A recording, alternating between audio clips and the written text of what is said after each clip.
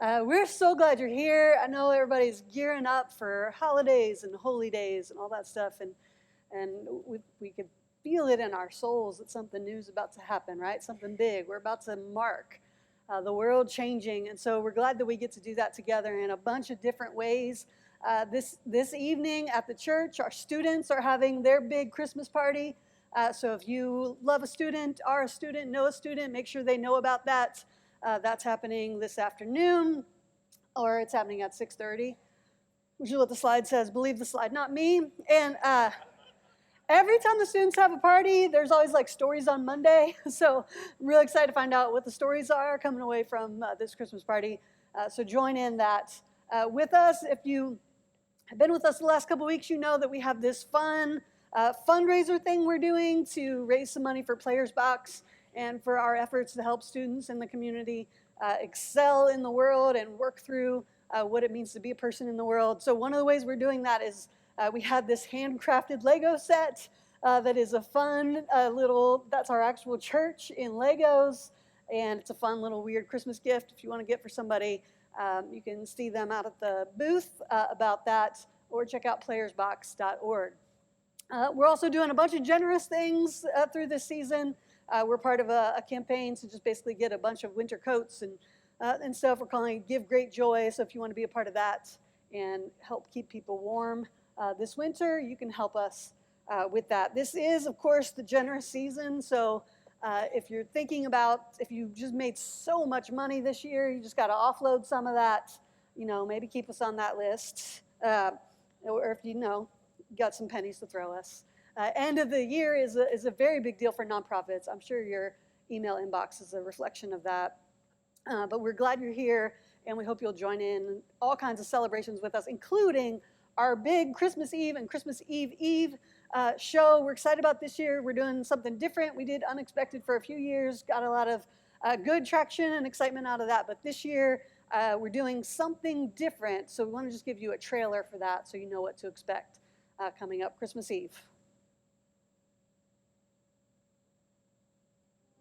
After 2,000 years of celebrating, 2,000 years of singing the same songs, 2,000 years of telling the same story, 2,000 years of gifts and bells and lights and all that joy, would it ever be enough?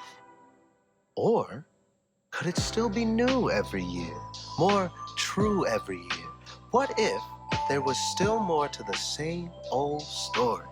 More songs to be written, more gifts to give. What if there was more and more room to be made at the end? Join us this Christmas for a look behind the curtain of the heavens as we join in the party that never stops, and accept the invite to the Silent Tonight Show at SouthBrook with your host, me, Gabriel the Angel.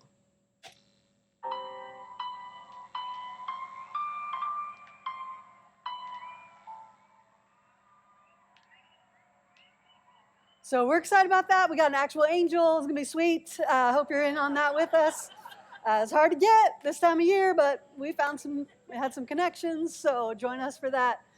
It'll be a mix of kind of a production and a candlelight sing-along thing. So we're trying to have all the best things of Christmas for those couple of nights. We hope you'll join us. We are in this series called Of Great Joy. We're talking about joy and different elements of the Christmas story. And today we're focusing on travel. And not just travel, but I want us to think about this as a joy and movement Sunday morning.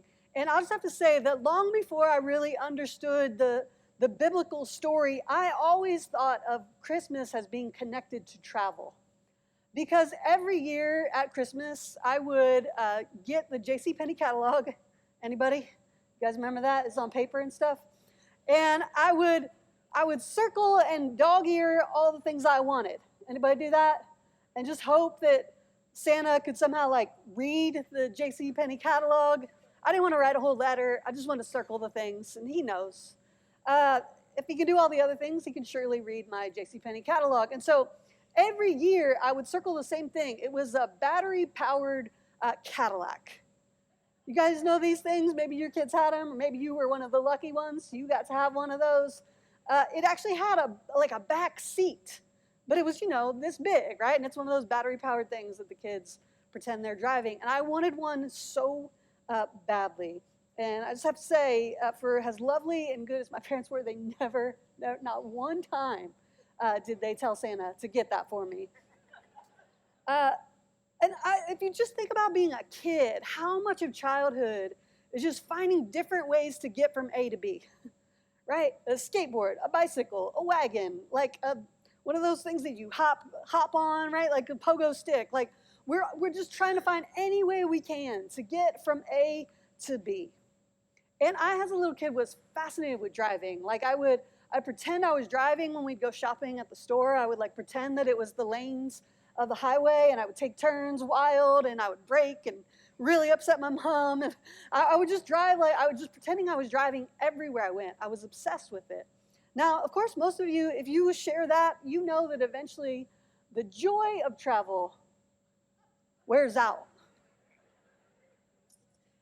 Eventually, it's not as fun to get from A to B. And you're no longer trying to scoot to get a scooter to get from work. You just want to get there as fast as you can. You maybe feel personally affronted by the red light that seems to keep happening to you. That's at least how I feel. It's that God is smiting me every time a red light happens. Like traveling starts to get stressful. One of the first times I realized, maybe driving is not as exciting as I thought it was, is I went to school down in Tennessee, and so I had all these years of driving back and forth. And I've told this story before, but one time I was coming home for the holidays, and the roads were really wet. And when you're driving through like West Virginia, those mountains, just wet roads can cause trouble. And so I was changing a CD. You guys know what that is? And I ended up, like, just the front corner of my car got in the median, the grassy median, and my car just started swinging back and forth across the highway. And then I ended up in the grassy median doing circles, like 4 good circles. And I thought, I'm dying. This is how I die.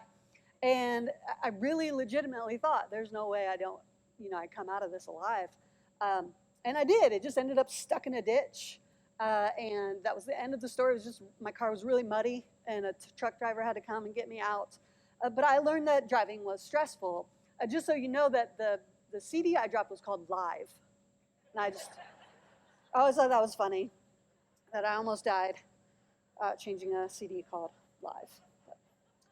You guys know, right? Especially holiday travel is because everybody's trying to go somewhere, and you probably know. I mean, there was one year when I moved here to Dayton, one of the first years, there was a big snowstorm that came like around Christmas. It was 2004, and just a big old pile of snow fell, and I had to get back home to Columbus, and ended up on 70 going 15 miles an hour because they weren't able to clear any of it.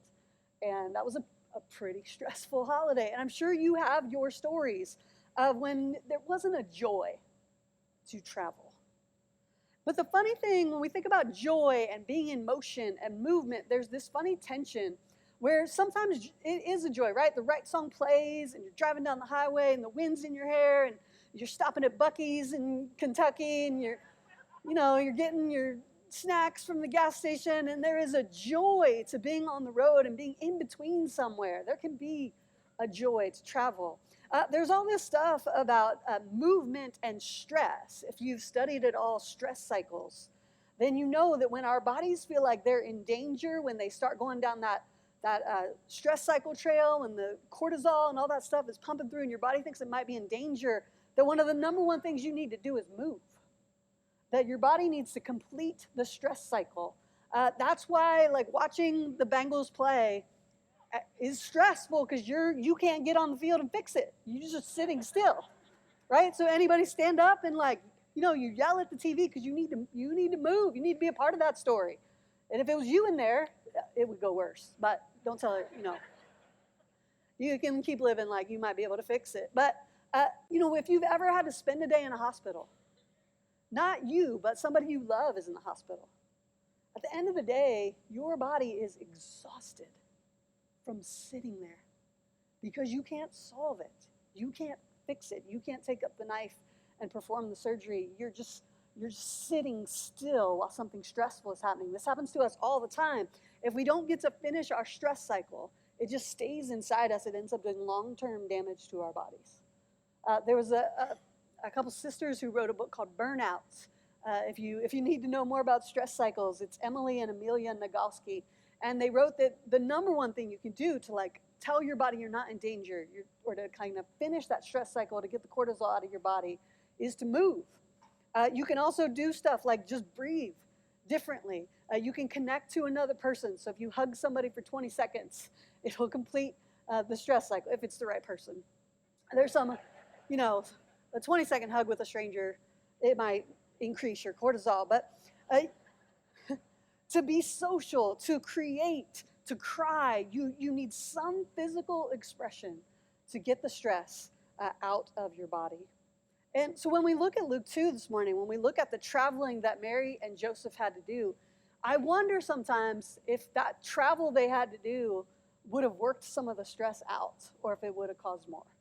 Right? There would have been a tension there. This is what it says in Luke 2, and you know it. You've heard Linus read it. What if I got Linus? What if we got Linus for Chris? That'd be pretty great. In those days, a decree went out from Caesar Augustus that all the world should be registered. This was the first registration and was taken while Quirinius was governor of Syria. All went to their own towns to be registered. Joseph also went from the town of Nazareth in Galilee to Judea, to the city of David called Bethlehem, because he was descended from the house and family of David. He went to be registered with Mary, to whom he was engaged and who was expecting a child. Now, I want to just say, just to keep this kind of interesting for us, as far as we know, they had to go 90 miles. They had to, maybe they got to catch a camel for a leg of that trip, but they had to go 90 miles. It would have taken them about 4 days if they were making good time.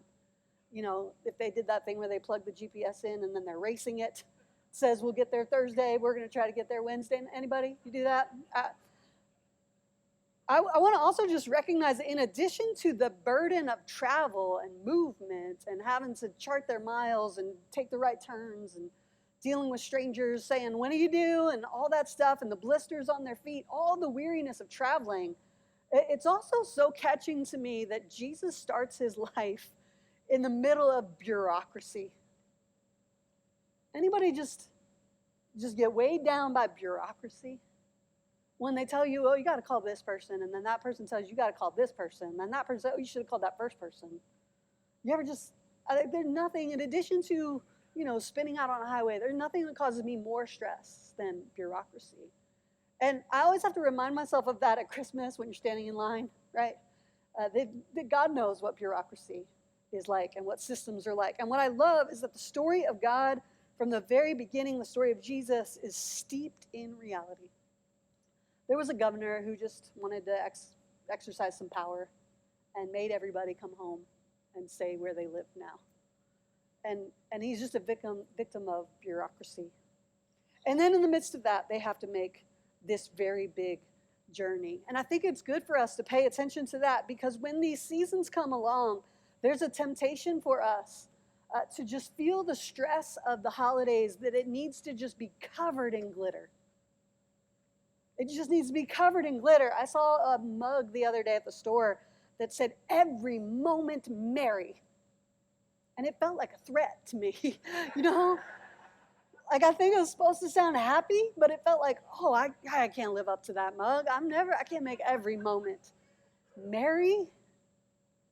And for our purposes of this series, I think sometimes when we hear a word like joy, right, it just sounds so happy, so light. It almost sounds flippant, fluffy. It almost sounds like something that belongs to oblivious people. Joy. But here's the thing. It's that Christmas is not just this story of Mary and Joseph completing an ultramarathon. It is the story of a God who moves, finding a landing place. The very beginning of this story, right? You go back to page 1 and we find a God who travels. We find a God who is hovering over waters. We find a God who follows people from just exploring in the garden, right? God is like hanging out and learning about the flowers and the leaves and the bushes and the trees in the garden, and then he follows the people out as they get expelled. This is a God who moves. The very first days of creation, God is out following the people around in the wilderness. God meets them out in the desert. God shows up however God can meet them. If it's in burning fire in the wilderness, that's where God will meet them. God meets them in tabernacles and tents and temples. God meets them sometimes, just shows up in the mountains. When Elijah is in despair, right? It's just this whispering wind that comes through the mountains and meets him there in his despair. Over and over again in the whole story, God is a God who moves, who refuses to stay in one place, who does not stay away from where the action is, who is not flippant or oblivious, but a God who travels with people and always stays near. This is a God who parts the waters so that people can travel a little easier. This is a God who shows up. And part of the Christmas story, I know it's a miracle. I know there is this God-induced conception. Part of it is a miracle. But I love to remind myself every Christmas that in addition to whatever miracle happened in the womb of Mary, God also travels through Joseph's family story. That God travels through the story of Rahab and Ruth and David. That part of how God shows up in the world is through all these human entanglements and through human love and through human stories. And then you mix that with the mighty movement of God and you get Christmas. Now, I don't want us to let all the glitter and the jingle bells fool us. Hallmark could never handle this story. They just couldn't. I'm glad for what they do, but they could not tell this story right. Because this story is not the disembodied perfection of life in a snow globe or a small town where your parents run the Christmas tree farm. You just moved back, to meet a boring, handsome man.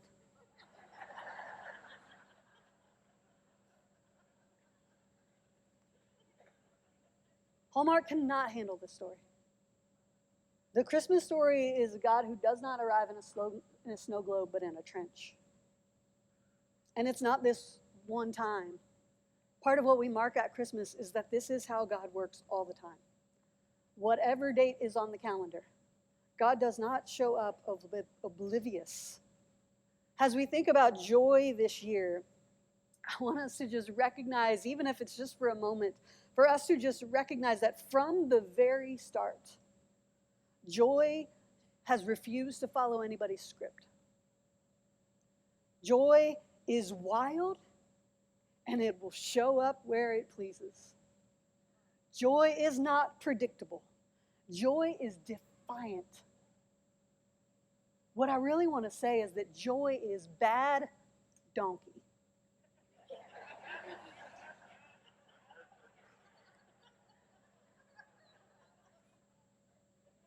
Let him with ears hear.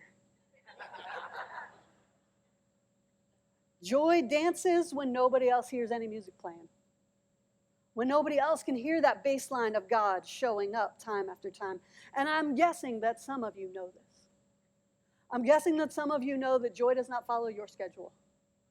That it is very much an agent that acts in surprise. I was thinking about this a couple days ago. I was riding in the car with my mom, and she was in the early stages of Alzheimer's. And sometimes we'd get in the car, and it was like a good kind of test for just to see how communicative she was and how much she could join me in conversation. And one day she was just being really quiet, and I had Dolly Parton music playing in the background in the car. And I just kept thinking, like, I was trying to get her to tell me how she was. And finally I said, Mom, you're not talking to me. What's going on? And she says, that Jolene, she really had it all, didn't she?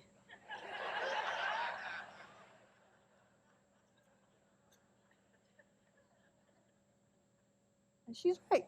That Jolene really did have it all. Not as much as Dolly, but she had a lot. Now, you know that feeling, right? Where you're crying and all of a sudden you're laughing. That is the movement of God. And that is joy, and it's wild. We wish we could control it, but we can't.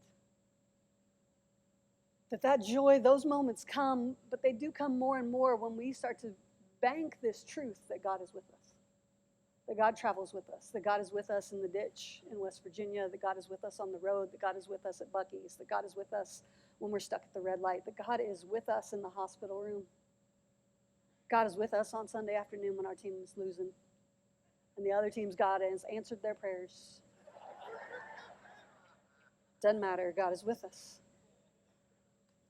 I want us to just stay right here at the stable with Mary and Joseph for a minute.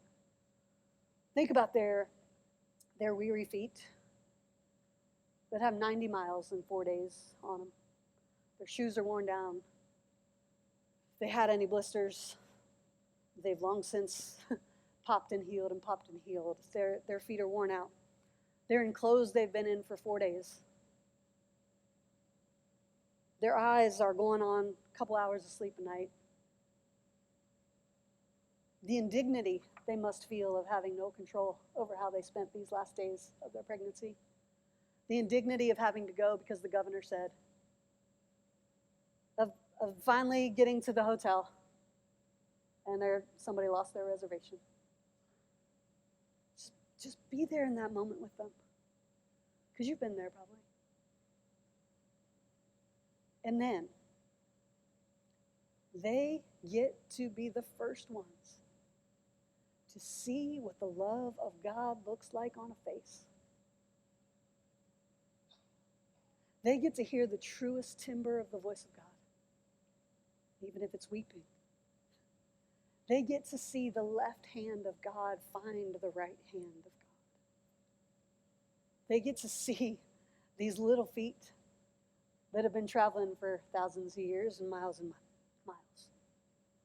They get to see these little feet that were with the Spirit hovering over the water on the very first page. God is with us, they would have said. They would have had tears and laughter. Let's just sit with this, that joy is so wild. I don't know how to tell us to have more of it, but I do know that this season, it is our chance to let every little piece of glitter, we just bank that truth. God is with us. We let that mug that says every moment Mary, we let that woman meeting that boring, handsome man, let it all just soak into us that God is with us. So that when it's February, we haven't seen the sun in days. Something's going to go wrong. We bank that truth. God is with us. Let every song, every movie, every piece of glitter make its way to us. God is with us. I don't know where you're at this season.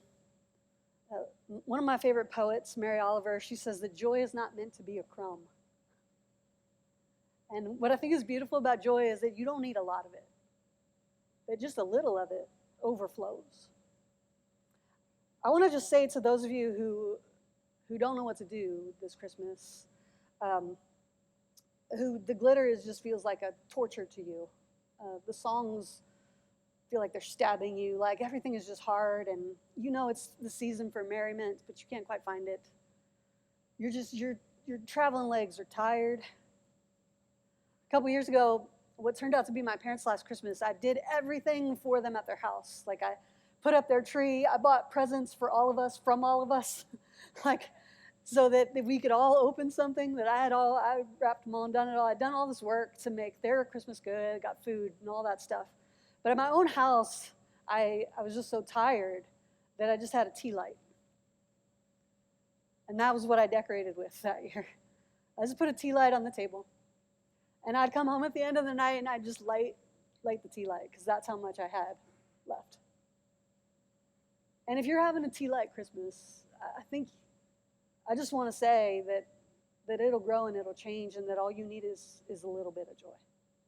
That it is so wild that just your little tea light is connected to the burning fire of God and to this very deep truth that God is with us. Let's pray.